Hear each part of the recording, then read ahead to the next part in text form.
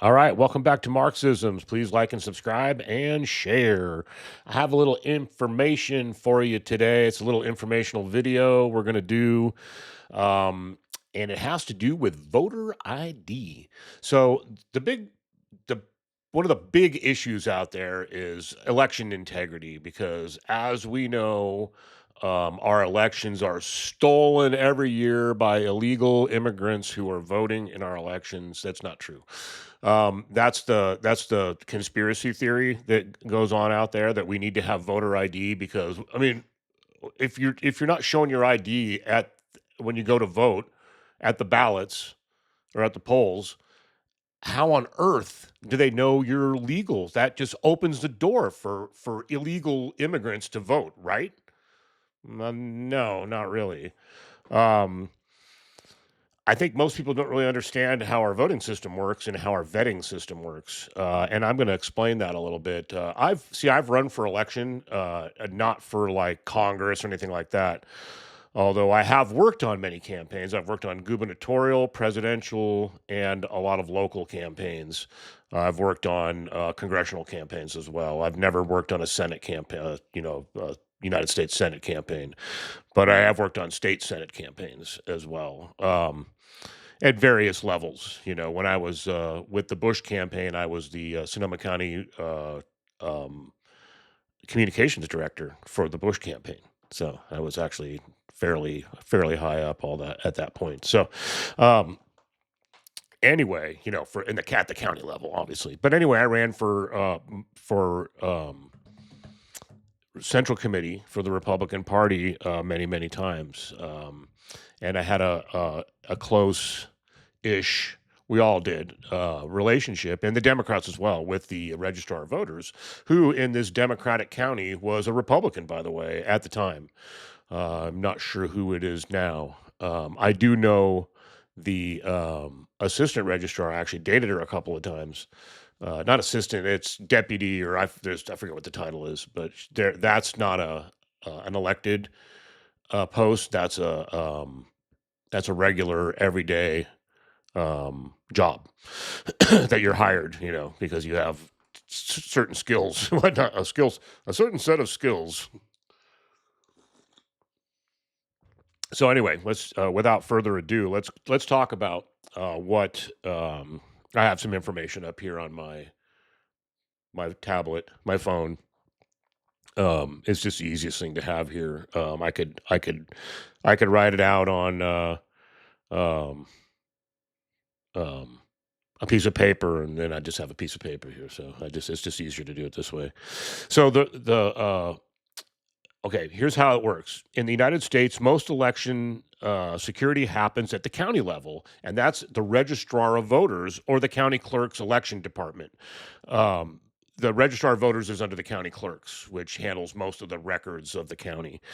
Um, they're responsible for running the elections and protecting the process. They use multiple layers of safeguard, technical, physical, and procedural. Think of it like several locks on the same door. So what you have here is you have the elections, and this is true of presidential elections all the way down to dog catcher.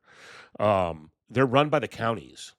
See, the Constitution of the United States gives the state's legislature, so that means like the California's legislature, or whatever it happens to be in Minnesota. They call it some different things, I think, in different states too. But um, the legislature, the lawmakers, decide how election laws are to run, and obviously under the guidelines of the Constitution, which are very few. There's not a lot of just dates more than anything, and it's actually up to the states to make dates on like primaries and things like that. But anyway, um, so the registrar, um, at the county level, they're the ones that handle all this stuff. Okay, and I talked about this in a video with Karen the other day. I kind of pointed some of that out, and I will do that again. Okay, so before someone can vote, their registration must be verified. So there's verification. So here's what happened. That's what I was talking about the other day. Okay, voters must provide identifying information, driver's license, Social security number, last four digits. Databases are checked against state and federal records. Okay. That's what I talked about. It's like when I moved to California or moved from California and registered in another state, California contacted me and said, "We see you registered in another state," because they check all that stuff. We have this is the computer age. We have the databases that they can go, "Hey, wait, this guy isn't he from here? Wasn't he registered in Sonoma County? Yeah, he was. Guess what? Now he's registered in New Mexico. We better contact him, make sure this is not a mistake." And that's what they did. And then I would have had to verify that I still lived in California by providing like a PG&E bill or something. But I mean, I wasn't here to steal any elections or vote in two different states or anything like that. So I just ignored it and stayed registered where I'm at and let them dump my registration. So that's what they did. They vetted that registration out. It's gone. I am not registered in California because of that. Not because I did anything other than register somewhere else. Simple. Okay, so so they have these state and federal databases that they're able to check. Duplicate registrations across counties, states are periodically reviewed because sometimes somebody will register, they'll move to another place, and usually they do this before elections. They vet the elections. I remember everybody was they vet the voters. They purge them. They purge them. I remember everybody got upset because Florida purged their voter files before the election in 2000. That contested election with Al Gore and George Bush. Well, the truth is, both cheated in that election. We're cheating in Florida. Both teams. It's that's been pretty well documented. Jake Tapper wrote a book about that. Actually, it's pretty good. I actually have that somewhere. Might be on my Kindle.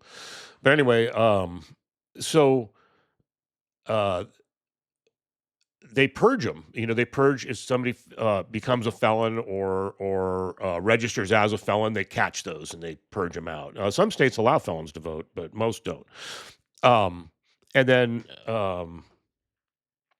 and so that's what happens there. So the registrar basically goes through all those things when you register, and they check to see if everything's copacetic. Okay. So many states use systems like the Electronic Registration Information Center, or ERIC. God, what an awful name. It's not an awful name. It's a good name. To detect duplicate registrations or voters who moved. Okay, see, that's what I'm saying. That's exactly what happened. It works. A system works. I've seen it work personally. Okay, I'm dry. Okay, secure voter databases. County voter databases are protected with restricted access. Only trained staff can use it. Multi-factor authentication, monitoring for unusual activity, regular security audits. In most states, the database is not connected directly to voting machines. So even if one system had an issue, the other isn't automatically affected. Okay, ballot chain of custody. Ballots are treated almost like evidence in a criminal case. Every batch of ballots is tracked. Sealed containers with tamper evidence seals, log transfers between workers, bipartisan teams handling ballots, secure storage rooms with cameras. Mail ballots are tracked through barcodes tied to the voter to a voter record. Okay, so every ballot has a barcode on it, which that actually bothers me because I keep looking at the system and I'm going, there's a way for them to know who's voting on how their people are voting. It feels like to me. I'm gonna have to look into that one. Okay, so that's a question I'll answer for you later.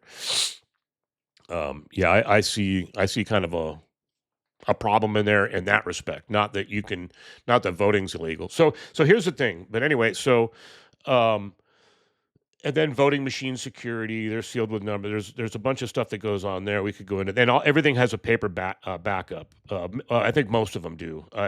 I think they all do. I think they have to. But anyway, that's the official record. Is usually the backup, the mail, the hand ballots. Not the machine tabulations.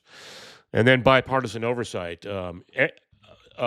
teams from both parties or all parties, actually, the Green Party, whatever, they go to watch the certification of the election. They go to watch the counting. During they go watch the voting. I mean, I've done poll watching before, where you go in and you just to your local pick a polling place and just watch what they do and make sure they're doing everything procedurally. And you're allowed to do that. I mean, especially as a party, I was a party official, so I would walk in there. So I'm with the Republican Party. I just want to check things out. I want to look at your, and I would take a list of people that have voted and go through that, and I would actually get copies of that so that I could go call my voters. So I would go in and I would ask them, okay, what's the list? Who's voted? Who hasn't voted? And then I'd go call the people that hadn't voted and try to urge them to go down there. Not the Democrats. I know I called my own party. I'm not going to call the Democrats. Hey, you better get down there. This Republican might win. Being a Republican at the time, I didn't want to do that, obviously. So we don't really need voter ID. So okay. Anyway, and then of course they have post-election audits, and it's it's super safe. People don't understand. They think of voting as being able to just walk into the polls and not show an ID and just vote. Well, you've already been vetted by the time you get there. You do not need that. And like I said before, when I was in the video with Karen the other day, if you go in there and you go, hey, my name is Joe Blow, and they go, okay, oh, well, looks like, is this your address here? Yeah. And it's like, well, looks like somebody else has voted under your name. I'm like, wait, what? Somebody voted under my name? Well, that's wrong. Okay, well, here's a provisional ballot, sir. Fill this out, and then we'll determine which one of you is being fraudulent here. Because we'll be able to, look at IDs and at this point and look it all up, and we'll determine, which one of you is valid, which will be easy to do. I mean, they have a record of your driver's license. You pull your driver's license out at that point, and not them at the polls because they don't have that information, but they would be able to vet that very easily. So you would fill out a provisional ballot. So that's your vote. And then once they determine which person lives at that address, which person is legit, which they will do, it's not going to be some guy from Mexico suddenly has your all your information. It doesn't work that way. They'll know. They'll go, okay, he's got the driver's license that matches this guy. He's got the birth certificate, social security number, all that stuff. It's him. It's pretty simple. So also, being the elections being done by counties, that breaks things up. Even if it was by states, there'd be 50 jurisdictions. If there was by the federal government, there'd be one. But it's by the county, so I forget how many counties there are in the country. That's how many jurisdictions there are. Do you know how many? It's like the 2020 election, the idea that Trump won because Biden cheated. You tell me how you're going to get that many people in various counties involved in this. You're going to have millions and millions of people involved. And it's just not possible. It's a conspiracy that's just too big that it couldn't happen. It would have shaken out by now, especially since there's zero evidence. Do you realize they've uncovered zero evidence that illegals vote? They've uncovered zero evidence that Trump won the election in 2020. They've uncovered zero evidence of any of his claims involved in that. And actually, if you go back and look at the email or text messages from the Fox News people and everything else, they all knew he lost. They just lied to you. So, something we won't do here. We will, unfortunately, be wrong sometimes because we are human here on Marxisms. Hard to believe we're not a bot, but even they're mistaken. Oh my God, it's like when I'm writing my book, I use AI for things like sometimes it's like there's so many names and stuff like that. All right, give me a list of names for this person, and I'll get names. Or if I need to know what a federal building looks like inside, I mean, I can't go there. I don't have the money to just fly around the country to places that just to look at them and get an idea. So I can ask AI. I say, okay, what's it look like inside? And it may not be perfect, but because I know they're not perfect, because I'll ask technical questions as well. And I'm dealing with an asteroid, and an asteroid strike in my book. And so I'm talking about my asteroid size, and the thing says, "Oh, the one that killed the dinosaurs was much larger," and I'm like, or much smaller. This is larger than that, and so this is an extinction event, and I'm like, "What? No, it isn't." And so I had to question it. I'm like, you're wrong on that." And then it's like, "Oh, you're right. I was wrong. It is smaller." I'm like, "Really?" It's kind of funny. You have to really keep up on it. It's not very good, and it pumps out a lot of inconsistencies. It's kind of funny. So I just have to you have to really watch it, and you have to ask it. Okay, it's like I'm talking about dust settling, and it's like after 3 months, and I'm like, wait a minute, this would take years. It wouldn't take 3 months. Oh, you're quite right. And it's like, dude, I'm trying to write a realistic book here. I'm looking for realistic information, and you're giving me nonsense. It's like, yeah, it cleared up after a month. It's like, no, it couldn't. That's not even possible.